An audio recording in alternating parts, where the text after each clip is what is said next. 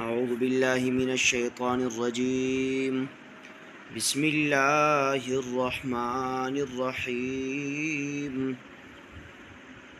غیر المغضوب علیہم ولا الضالین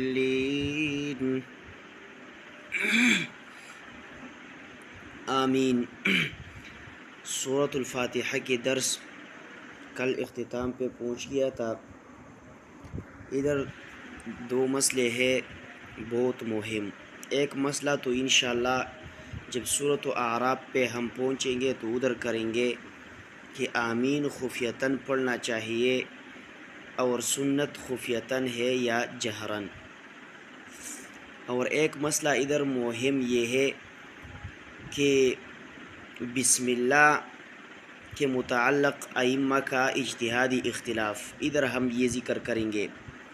تو سب سے پہلی بات یہ ہے کہ اس بسم اللہ پر اہل تشیع کا دو اعتراض ہے، اس کا ہم جواب دیں گے۔ پہلی بات کہ چاروں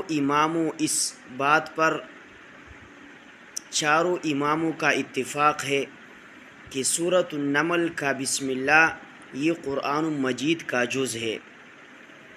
ادھر اللہ رب العزت فرماتے ہیں سلیمان علیہ السلام نے جب وہ خط لکھا ملکہ بلقیس کو تو اس نے کہا وَإِنَّهُ مِن سُلَيْمَانَ وَإِنَّهُ بِسْمِ اللَّهِ الرَّحْمَنِ الرَّحِيمِ۔ تو یہی بسم اللہ قرآن کا جز ہے بالاتفاق، یعنی تمام ائمہ کے ہاں۔ دوسری بات، سورتوں کی شروع میں جو 113 مرتبہ 113 مقام پہ بسم اللہ آئی ہے علاوہ سورۃ براءت کی۔ سورتیں تو 114 ہے لیکن سورۃ براءت کی ابتدا میں بسم اللہ نہیں ہے 113 مقام پہ۔ تو امام مالک رحمہ اللہ کی طرف ایک قول منسوب ہے کہ وہ فرماتے ہیں کہ یہ بسم اللہ جو 113 مرتبہ قرآن مجید میں ذکر ہے یہ قرآن کا جز نہیں ہے، بلکہ فصل بین السور کے لیے نازل کیا گیا ہے۔ فصل بین السور یعنی ایک صورت دوسروں سے جدا کرنے کے لیے۔ امام شافعی، امام احمد، امام ابو حنیفہ رحمہ اللہ تعالی تینوں امام اس پہ متفق ہے کہ یہ جو ابتدائی سور میں بسم اللہ ہے یہ بھی قرآن کا جز ہے۔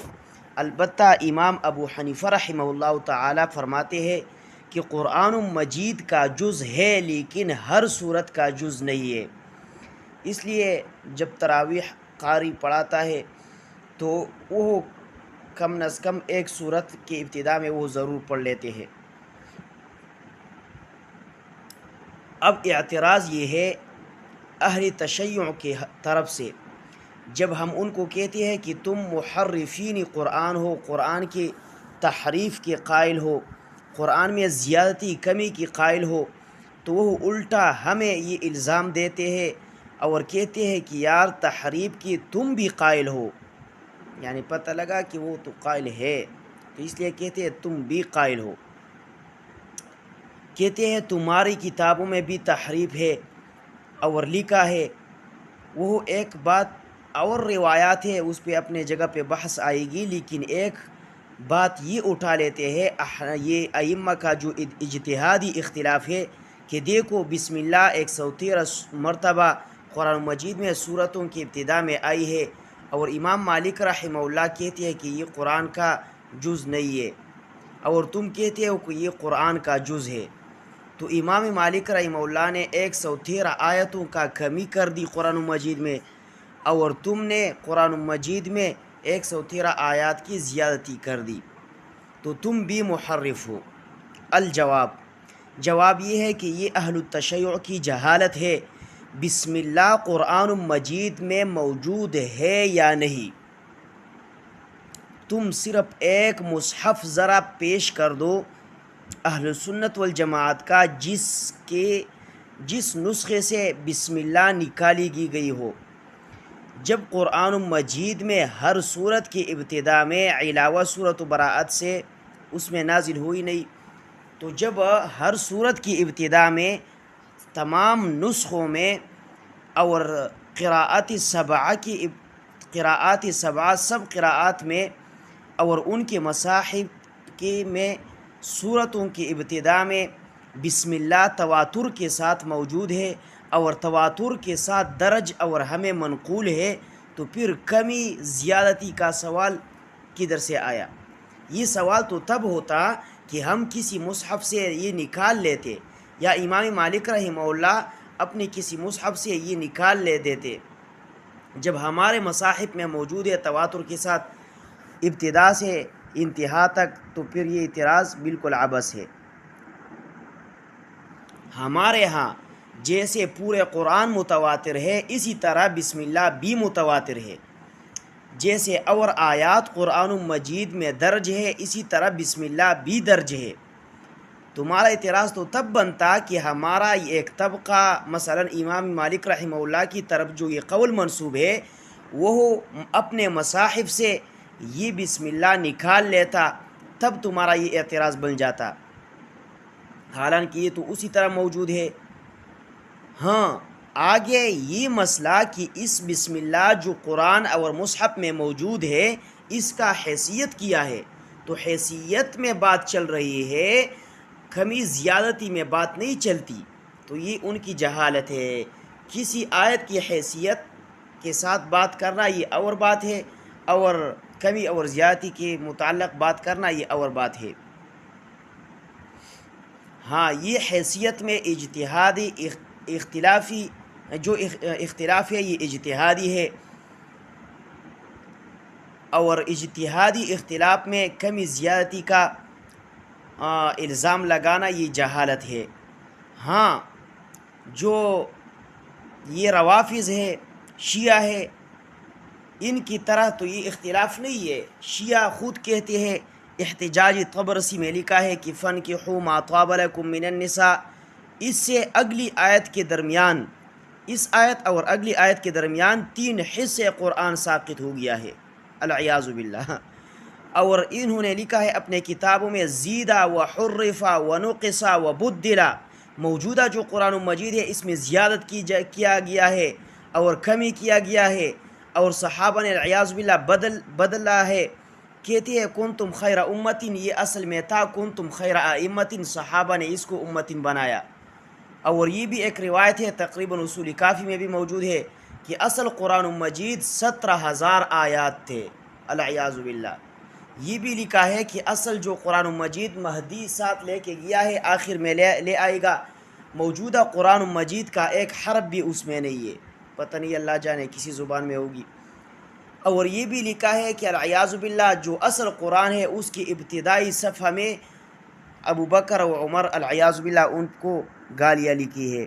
تو یہ تو اس طرح اس کو تحریف کہتے ہیں، اس کو زیادتی اور نقصان کہتا ہے، جو اس قرآن مجید میں اس کا تصور بھی نہیں، جو یہ اپنے طرف سے چبلے لگاتے ہیں۔ تو یہ ان کا اپنے طرف سے ایک الزام ہے جس کا نہ سر ہے نہ پاؤ ہے۔ ہمارے ہاں ایک بھی مصحف ایسا نہیں جن میں بسم اللہ نہ ہو سورتوں کی ابتدا میں۔ اس کے بعد ہے غیر مقلدین۔ غیر مقلدین بھی پورے شیعہ ہے، اور ان کے سینکڑوں مسائل، درجنوں مسائل، 20 مسائل یہ اہل التشیع سے ماخوذ ہے اور ان سے لیے ہے، جیسے تقلید کا مسئلہ، طلقات ثلاثہ کا مسئلہ، تراویح کا مسئلہ، اس طرح صحابہ پر لعن طعن کا مسئلہ، اور بھی جتنے مسائل ہیں، متعہ کا مسئلہ، تو یہ انہوں نے شیعوں سے لیے ہے۔ تو یہ بالکل ماڈرن شیعہ ہے۔ تو ان روافض اور ان شیعوں نے، یہ غیر مقلدین نے ایک اور مسئلہ بھی لیا ہے، وہ کہتے ہیں کہ العیاذ باللہ، اور آپ نے دیکھا ہوگا مرزا جہلمی یہ بھی غیر مقلد ہے، اکثر ان میں تقیہ کا چادر اڑا ہے ان سب نے، تو ظاہر نہیں ہوتے، ایک دو ان میں ظاہر ہوتے ہیں، اور پھر العیاذ باللہ صحابہ پر بکواسات شروع کرتے ہیں۔ ان کا کتاب ہے، اس کا نام ہے نزل الابرار من فقہ النبی المختار، اس میں وحید الزمان کا کتاب ہے، اس میں صحابہ کو 5 صحابہ کو والعیاذ باللہ فاسق لکھا ہے، اور بھی کتابوں میں، اور کہتے ہیں کہ یار ہم اسلاف کے قدم سے نہیں ہٹیں گے، اسلاف جو بھی کہے ہم منوارے، ہم ماننے کے لیے تیار ہے، اور اتنے خنازیر ہے، اتنے کھوتے ہیں کہ صحابہ سے بھی بڑے اسلاف آئیں گے۔ اسلاف یہ البانی کو کہتے ہیں، زبیر علی زیخ کو کہتے ہیں، جو بیچارے کوتا ریڑی والا بھی اس سے ماہر تھا اور صحیح سمجھدار تھا۔ تو یہ ان کے بیانات ہیں، نیٹ پہ آپ نے سنے ہوگے، کہتے ہیں 1000 آیاتی بینات آ جائے، ہم اپنے اسلاف کی پاؤں میں اپنے آپ کو ڈالا ہے، محدثین کی پاؤں میں ڈالا ہے، اور وہ لوگ جن کی ثقافت، عدالت، جن کی ایمان کی گارنٹی قرآن مجید نے دی ہے، ان کی بات ماننے کے لیے تیار نہیں ہے، اور اپنے اکابر کی بات ماننے کے لیے تیار ہے۔ تو اللہ رب العزت ان سب کو کٹا جہنم لے جائے۔ تو ابھی ہم یہ کہتے ہیں کہ بسم اللہ یہ نماز میں پڑھی جاتی تھی جہرن، اور بسم اللہ یہ نماز میں ہوتی تھی، اور العیاذ باللہ معاویہ رضی اللہ عنہ نے اس پہ پابندی لگائی ہے، یہ شیعہ بھی کہتے ہیں، اور غیر مقلدینوں کی بعض کتابوں میں بھی موجود ہے، اور یہ مرزا جہلوی بھی یہ باتیں کرتے ہیں۔ تو یہ بھی ان کا اپنا ایک الزام ہے، اور صحابہ کے ساتھ بغض اور دشمنی ہے۔ ہم کہتے ہیں بسم اللہ یہ قرآن سورۃ فاتحہ کا جز نہیں ہے، اور قرآن مجید کا بھی جز، قرآن کا جز ہے لیکن سورۃ فاتحہ کا جز نہیں ہے۔ تو نماز میں اس کو پڑھنا یا اس نماز میں اس کو نہ پڑھنا یہ سنت سے ثابت ہے، اس پر ہم کئی دلائل دیتے ہیں۔ نمبر 1 حدیث ہے، بخاری میں بھی مسلم میں، نبی علیہ السلام فرماتے ہیں، اللہ رب العزت نے فرمایا قسمت الصلاۃ بینی و بین عبدی، الصلاۃ سے مراد سورۃ فاتحہ ہے، یعنی میں نے، اللہ رب العزت فرماتے ہیں کہ میں نے سورۃ فاتحہ کو تقسیم کیا ہے اپنے اور اپنے بندے کے درمیان۔ اذا قال عبدی، جب میرا بندہ کہے الحمدللہ، جب میرا بندہ الحمدللہ کہے تو میں کہتا ہوں حمدنی عبدی، حامدنی عبدی، اور جب کہے الحمدللہ الرحمن تو میں کہتا ہوں مجدنی عبدی۔ اب ادھر اگر سورۃ فاتحہ یہ بسم اللہ سورۃ فاتحہ کا جز ہوتا تو اللہ رب العزت یہ کیوں نہیں فرماتے اذا قال عبدی بسم اللہ الرحمن الرحیم؟ تو پتہ چلا کہ قسمت الصلاۃ، الصلاۃ سے مراد سورۃ فاتحہ، تو ادھر بسم اللہ سورۃ فاتحہ کا جز نہیں، اگر ہوتا تو ضرور یہی ہوتا اذا قال عبدی بسم اللہ الرحمن الرحیم۔ یہ لمبی حدیث ہے۔ اس طرح دوسری حدیث بخاری مسلم کی ہے، نبی علیہ الصلوۃ فرماتے ہیں، نبی علیہ الصلوۃ ابو بکر اور عمر رضی اللہ عنہ تینوں کا عمل منقول ہے، اور سب محدثین نے یہ لکھا ہے، کانو تھا نبی علیہ الصلوۃ ابو بکر اور عمر رضوان اللہ تعالی علیہم اجمعین یفتتحون صلاتهم بالحمد للہ رب العالمین، وہ اپنے نماز میں قراءت کا ابتدا الحمدللہ سے کرتے تھے۔ اگر سورۃ فاتحہ سے بسم اللہ سورۃ فاتحہ کا جز ہوتا تو ضرور یہ ہوتا کانو یفتتحون قراءتهم، یا کانو یفتتحون صلاتهم بسم اللہ الرحمن الرحیم۔ اسی طرح تیسری دلیل ترمذی میں بھی موجود ہے، حضرت عبداللہ ابن مغفل رضی اللہ عنہ کی حدیث ہے، اور کتب میں بھی، اس کے بیٹے نے نماز پڑھائی اور نماز میں اونچی آواز سے کہا بسم اللہ الرحمن الرحیم، تو اس نے کہا یا بنیا انہ حدث، اے میرے بیٹے یہ بدعت ہے تو نے جو کام کیا، بسم اللہ نماز میں اونچی پڑھنا یہ بدعت ہے۔ اگر بسم اللہ فاتحہ کا جز ہے تو پھر اس صحابی نے اپنے بیٹے کو کیوں منع کیا؟ جیسے فاتحہ اوپر اونچی پڑھنا چاہیے تو پھر بسم اللہ بھی اونچی پڑھنا چاہیے تھا۔ تو جہر بھی بسم اللہ یہ اس کو صحابی نے بدعت کہا ہے۔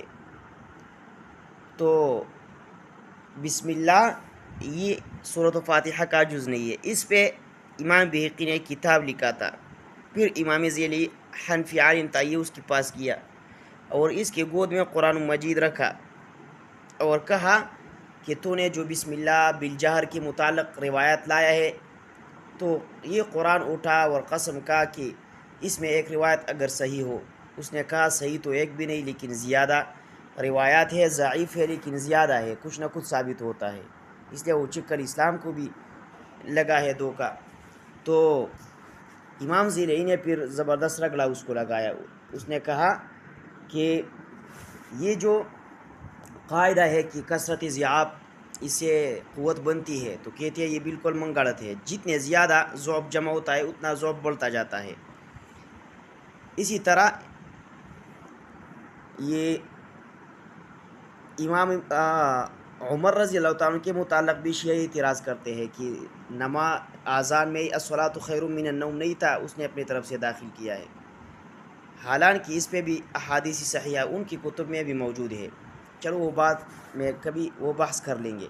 تو حاصل یہ نکلا کہ بسم اللہ جزء من القرآن ہے، قرآن کا جز ہے، لیکن سورت کا جز ہے یا نہیں تو اس میں اختلاف ہے۔